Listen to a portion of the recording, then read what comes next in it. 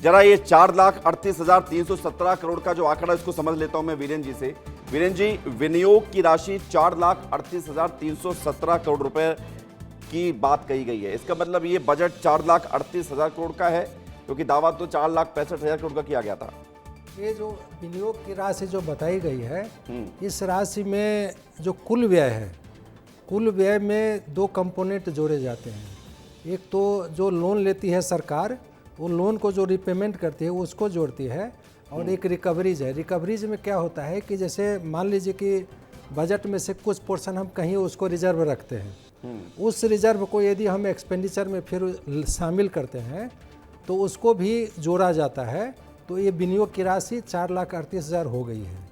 कुल व्यय यदि आप देखें तो कम है।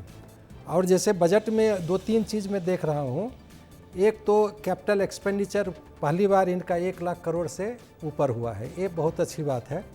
लेकिन दूसरी बात यह है कि ये जो राजस्व आधिक्य है, राजस्व आधिक्य लगातार घटते जा रहा है।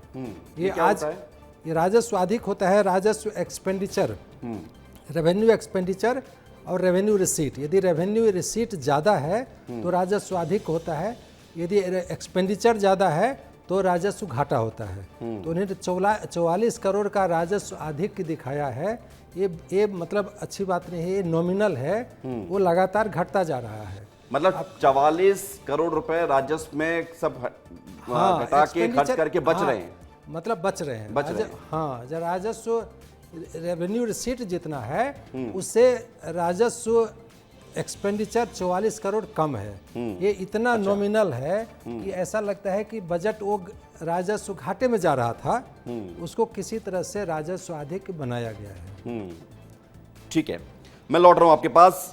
पुनीत कुछ लोगों के साथ मौजूद हैं, उनसे एक रिएक्शन ले लेते हैं, फिर तुरंत मैं आ रहा हूं कपिल जी आपके पास। पुनीत, लोग क्या कह रहे हैं, जनता क्या कह रही है? दिल मांगे मोर या दिस इज सफिशिएंट? देखिए, युवाओं के लिए अच्छा प्रावधान इस बजट में है, क्या है और क्या मानना है, बात कर लेते हैं। युवा है हमारे साथ, आप लोगों ने बजट देखा, कैसा लगा? जी, अच्छा लगा। मुझे सबसे अच्छी बात ये लगी कि ज्ञान मिशन के लिए उन्होंने अराउंड 4 लाख करोड़ अलॉट करा है, जिसमें कि हमारे गरीब, युवा, अन्नदाता और हमारे नारी भी आ जाती है। तो मुझे लगता है कि पिछले साल से 15% इंक्रीज़ है, तो बहुत प्रोत्साहन मिलेगा सभी वर्ग। मुझे भी लगता है इस बार युवाओं के लिए उन्होंने बहुत सारे स्टेप्स लिए हैं, जैसे कि उन्होंने सरदार पटेल कोचिंग स्कीम भी लॉन्च करी है, जिसमें वो 4,000 बच्चों को निःशुल्क कोचिंग देंगे। स्पोर्ट्स के लिए भी 815 करोड़ एलोकेट किए गए हैं। तो इस बार फोकस तो ऑल ओवर लग रहा है। बहुत ही बढ़िया बजट आया है। जिस प्रकार इस साल 1,800 करोड़ रुपए उन्होंने पोस्ट मैट्रिक स्कीम स्कॉलरशिप बच्चों को पढ़ाने के लिए अलोकेट किए हैं, उससे हमको बहुत फ़ायदा होगा। इस साल पुलिस भर्ती में 22,500 पदों पे प्रक्रिया चल रही है, इससे बहुत ज़्यादा फ़ायदा होगा युवाओं को। आप क्या कहेंगे? बजट जो है वो यूथ के लिए बेसिकली बहुत ज़्यादा अच्छा है, बट इसमें और भी बढ़िया हो सकता है कि जो सेंट्रल गवर्नमेंट की जो सी स्कीम है जो इंटर्नशिप के लिए, वैसी अगर एमपी गवर्नमेंट भी करे स्टाइपेंड फिक्स करके, तो वो और ज़्यादा हेल्पफुल होगा। तो युवा कह रहे हैं बजट अच्छा है, लेकिन और अच्छा हो सकता था, इंटर्नशिप जैसी योजनाओं को शामिल किया जा सकता था। अनिल गौर ग्वालियर से हमारे साथ जुड़ गए हैं, घर पे मौजूद हैं, और गृहिणी क्या कह रही है, महिलाएं क्या कह रही है इस बजट को लेकर? अनिल, बातचीत कीजिए, पूछिए क्या माहौल है इस बजट को लेकर। बिल्कुल, देखिए विवेक, जिस तरीके से मध्य प्रदेश सरकार का जो बजट पेश हुआ है, और इस बजट में ऐसा लग रहा है कि हर वर्ग का ध्यान रखा गया है। मेरे साथ खूब सारी महिलाएं मौजूद हैं, उनसे बात करते हैं कि इस बजट को लेकर जिस तरीके से उम्मीद थी उनको, कितना ये बजट खरा उतरा है। आप बताइए मैम कि जिस तरीके से बजट अभी आया है, कैसा लगा बजट?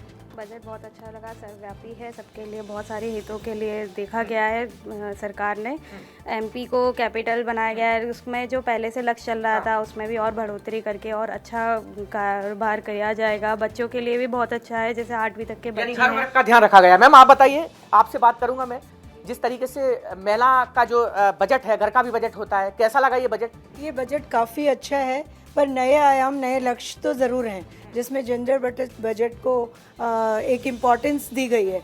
अगर वो कंपैरिजन किया जाए, क्योंकि हर फील्ड में कंपैरिजन तो होता ही है, तो पहले के जो बजट हैं उससे 11.55% ज़्यादा है। 11, तो वो ज़्यादा जो मिल रहा है हमें, उसका सही उपयोग हो, हमारी सुरक्षा, हमारे आयाम, हमारे आत्मविश्वास और एक इक्वालिटी हो जहाँ पे हम काम करने जाते हैं, तो हम महिलाओं को आगे बढ़ाएगा और महिला जैसे एक धुरी होती है। आप बताइए क्या अच्छा लगा इस बजट में? सर 2026 के बजट में महिलाओं के लिए जो लखपति दीदी योजना के तहत स्कीम निकाली गई है वो तो बेस्ट है, लेकिन और भी कुछ योजनाएं होनी चाहिए जिसमें महिलाओं के लिए जो भी सुविधाएं हो वो कर मुक्त हो। चाइल्ड केयर, डिजिटल साक्षरता, इनको बढ़ावा देना चाहिए। लाडली बहना का पैसा मिलता है आपको? बिल्कुल मिलता है। उसके लिए मैं लौट रहा हूं अनिल, 24,000 और करोड़ का पैसा आपने महिलाओं से बातचीत की, पुनीत ने युवाओं से बातचीत की है, तो हर वर्ग को हमने टटोलने की कोशिश की है। अब आइए वापस चर्चा की तरफ रुख करते हैं। कपिल होलकर जी, इस बजट को लेकर कई सारी बातें कही गई, किसानों को लेकर, युवाओं को लेकर। मैं पढ़ भी रहा हूँ, अभी पढ़ना और शेष बाकी है। आपने मोटी मोटी बातें समझ ली होंगी, क्या अच्छा लगा आपको इस बजट में? देखिए, बजट को अगर समझा जाए तो बजट में वृद्धि हुई है, ये अच्छी बात है। बजट में किसानों के कल्याण की बात की है, महिलाओं के कल्याण की बात की है, ये अच्छी बात है। बट कल्याण किस फॉर्म में हो रहा है? कल्याण वेलफेयर स्कीम के माध्यम से हो रहा है। कल्याण, मुझे बजट में मैं अभी यही देख रहा था कि शायद मुझे दिखा नहीं हो, आप सब महानुभाव यहाँ बैठे हैं, हो सकता है मेरी मदद करें, कि आपने मैन्युफैक्चरिंग के लिए क्या किया है प्रदेश में। मैन्युफैक्चरिंग, आपने इंडस्ट्रियल कॉरिडोर जमीन 19,300 एकड़ ज़मीन आपने ज़रूर अलॉट करने की बात करी है, बट क्या कोई एक डेडिकेट एक रोड मैप चाहिए हमें? आपने आर्टिफिशियल इंटेलिजेंस की बात हो रही है आदित्य, हमने क्या, हमारा प्रदेश क्या कर रहा है उसमें? हम लगातार दूसरे राज्यों से पीछे हैं मैन्युफैक्चरिंग में, इंफॉर्मेशन टेक्नोलॉजी में। आज हमारे भोपाल शहर में खुद आप देखिए आईटी जो पार्क के लिए ज़मीन अलॉट थी, वहाँ पे क्या हाल है। तो आपको केवल अलॉटमेंट करके नहीं चीज़ें चलेंगी, आपको आधारभूत ज़मीन पे उनको कैसे उतारते हैं ये समझने की बात है। दूसरी चीज़ कि आपका जो राजस्व जो उधार ले रहे हैं आप, वो आपका टोटल सकल घरेलू उत्पाद का, राज्य सकल घरेलू उत्पाद का 30 से 32% के आसपास जा रहा है। अगर आप ये महाराष्ट्र और गुजरात में देखेंगे तो करीब 19 से 20% के आसपास जाता है ये, जबकि वो कैपिटल एक्सपेंडिचर बहुत कर रहे हैं।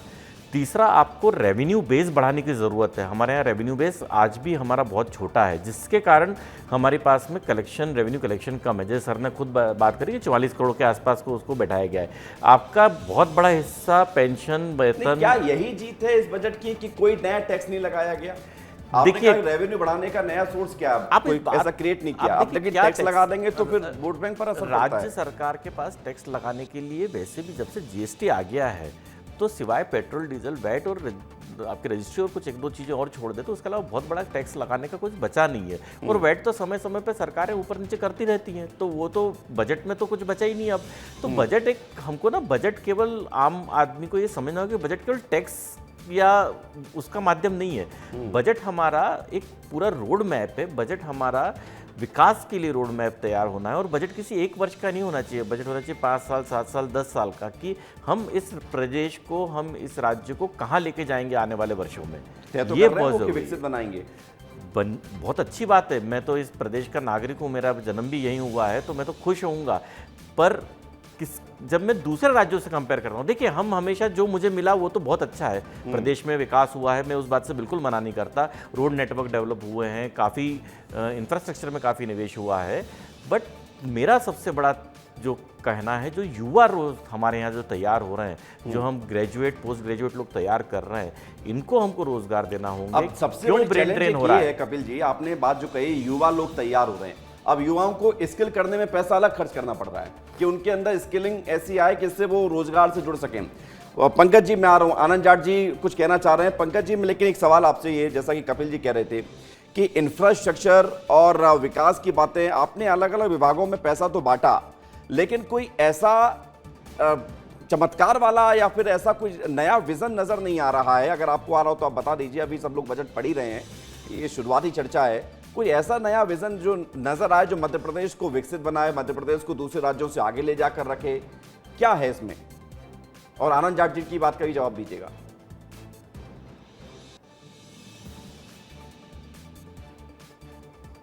आवाज नहीं आ रही आपकी। पंकज जी, आप प्लीज अनम्यूट कीजिए। हाँ, अब आई। देखिए, मैं आग्रह कर रहा हूँ विजय जी कि कांग्रेस पार्टी जो कर्ज की बात करती, पहले उसको उत्तर देता हूँ, फिर जो कपिल जी ने कहा उसका भी उत्तर दूंगा जी। सबसे पहले कर्ज के विषय को मुझको और आपको समझना पड़ेगा कि कर्ज की हर राज्य की एक सीमा है। जो FRB एक्ट है वो स्पष्ट तौर पर कहता है कि कोई भी राज्य उसके GSDP का 3% कर्जा ले सकता है। 1.1% दीर्घकालिक योजनाओं के लिए केंद्र पैसा देता है, इस पर ब्याज नहीं लगता, और 0.65% ले सकते हैं कैपेक्स के लिए, इस पर ब्याज नहीं लगता। और ये दोनों मिलाकर टोटल कर्ज होता है GSDP का 4.66%।